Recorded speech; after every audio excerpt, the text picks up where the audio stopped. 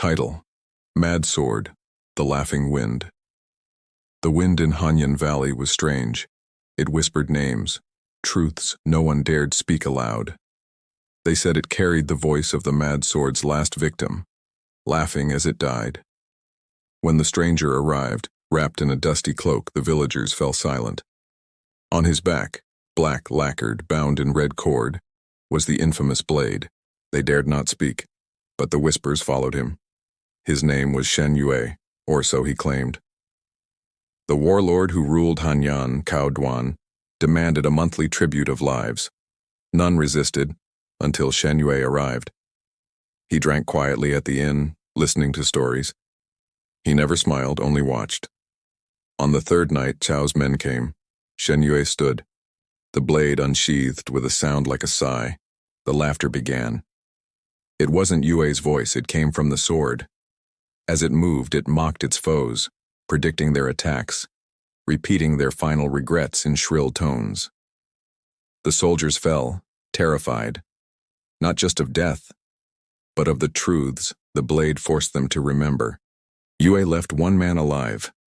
Tell Cao Duan the wind has found its tongue. That night, villagers whispered that the sword once belonged to Cao's brother, Shen Lan, a noble hero betrayed and executed in secret. Shen Yue's resemblance was no coincidence. In the palace, Cao confronted the swordsman himself. "You have his face," he snarled. "But my brother had honor." Yue didn't answer. The mad sword howled with laughter. As they fought, visions spilled into the room. Lan's final memories, the betrayal, the execution ordered by Cao. The sword hadn't laughed in madness, but in bitterness. Yue was no brother reborn. He was Shen Lan's son, stolen from his crib during the purge. The mad sword was never cursed.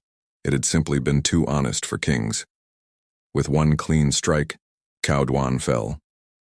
The wind quieted. You sheathed the blade and turned to the people. "This town needs no ruler, only memory." He vanished before dawn, leaving the sword buried beneath the shrine. Years later, travelers say the wind in Hanyan no longer laughs, but if you listen closely, it tells a story of truth, of vengeance, and of a son who carried laughter to remind the world that silence is not peace.